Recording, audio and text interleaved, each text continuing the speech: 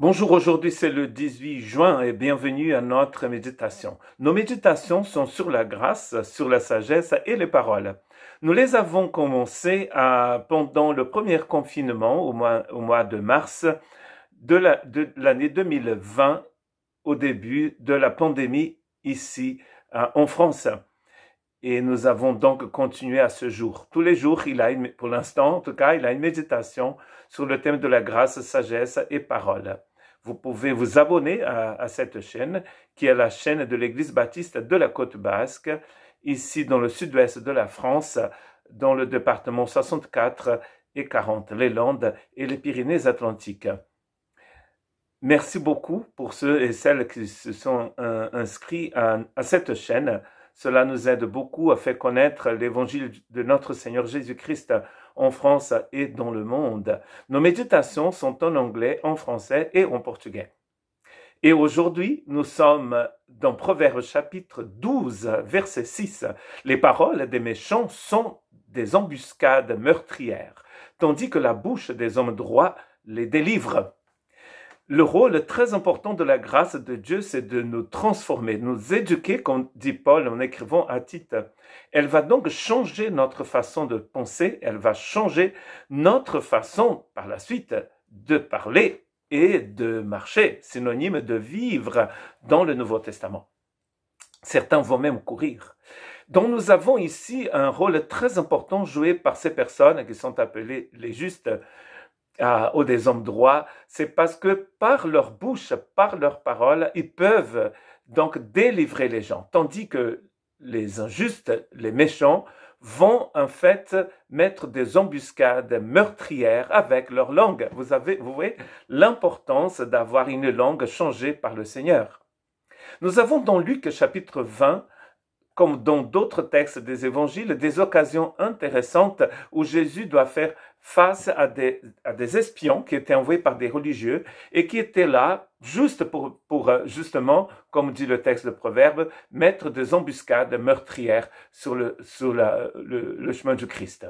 Dans Luc 20, versets 19 et 20, les chefs des prêtres et des spécialistes de la loi cherchèrent à l'arrêter au moment même, mais ils redoutaient les réactions du peuple. Ils avaient compris que c'était pour eux que Jésus avait dit cette parole. Donc pour eux, Jésus avait dit une parole très difficile pour ces religieux. Ils se mirent à observer Jésus, ils envoyèrent des hommes qui faisaient semblant d'être des justes pour le prendre au piège de ses propres paroles, afin de le livrer au pouvoir et à l'autorité du gouverneur. Donc juste pour jeter des pierres. Ce qui est très intéressant dans les Écritures, c'est que c'est écrit que l'ennemi, le dragon, le diable, il se déguise en ange de lumière. Et là, ces espions, ces personnes envoyées par des religieux, se déguisaient en justes. Mais c'est pas possible. Pourquoi c'est pas possible? Parce que Dieu voit le cœur des gens. Le Seigneur étant fils de Dieu, il savait exactement ce que les gens avaient dans leur cœur. C'est écrit d'ailleurs dans le verset 23 du même chapitre. Jésus discerna leur ruse et leur répondit. Et il va répondre quelque chose. Donc Jésus savait en fait. Ils ne purent pas le prendre en défaut dans ce qu'il disait. Devant le peuple. Étonné de sa réponse, il gardait le silence. Donc, Jésus va surprendre ces gens avec sa sagesse. Et nous? Est-ce que nous surprenons aussi les gens avec notre sagesse, ou nous allons rentrer et tomber dans leur piège?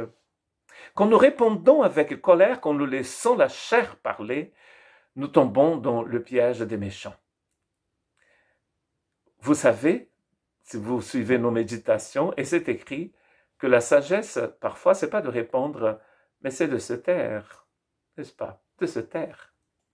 Je disais une fois, quand je travaillais avec les gens de la rue et les demandeurs d'asile dans le nord de la France pendant 12 ans, en tant qu'aumônier, aumônier protestant, et souvent, des gens d'une certaine religion venaient me poser des questions pièges, avec beaucoup de colère.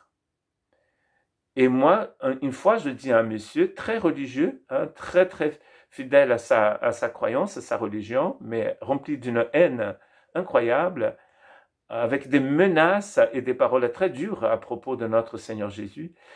Et je lui dis, vous savez, monsieur, nous croyons que Jésus-Christ est le Fils de Dieu. Il est Dieu parmi nous. Et Dieu n'a pas besoin d'avocat.